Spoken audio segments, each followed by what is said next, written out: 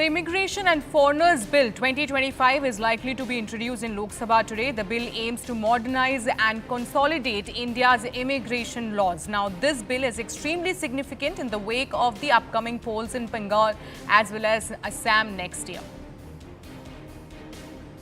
All right, so this is the breaking input that we are getting at this point. The Immigration and Foreign Bill 2025. This is something that, of course, a lot of ministers in Assam were hoping for. The Chief Minister of Assam, Himanta Singh Biswa Sarma, has also, in fact, been talking about this particular bill, and in all, it is set to take place, to be brought in today, is what we are learning. I am now joined by CNN News 18's Payal Mehta on this broadcast. Payal, take us through the provisions of this particular bill. Well, of course, this bill is going to give a lot of teeth to India, in fact, securing its own borders and its own territory. Essentially, dismissing anybody who wants to overstay in India will be liable to pay penalties and will be liable to pay jail terms if they are overstaying without any valid documentation or with the help of any fake documents.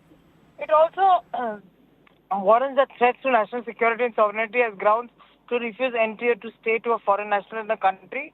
And it says that no foreigner shall be allowed to stay in the country if found inadmissible or to do so on account of threat of national security and sovereignty. The bill, in fact, Sharon, empowers the immigration officer to make his orders final and binding. So it's basically the consolidation and, coming together of multiple bills that we've seen in the past. And it's going to be one comprehensive bill, actually, in which anybody who's carrying these illegal, entrants, if they're found in violation, will also face legal penalties. It will ensure better implementation of international travel norms and prevent illegal entry into India. Of course, there is a huge political, thought that has gone behind this bill as far as the BJP-ruled government here in the sector is concerned. Looking at the kind of impact that it has had in states like Bengal, where constant migration of, the Bangladeshis into the borders of India has been going uncontrolled. States like Assam have also spoken about this. So much so that demography has been changed in Assam in a number of constituencies, is what the state government really has been saying.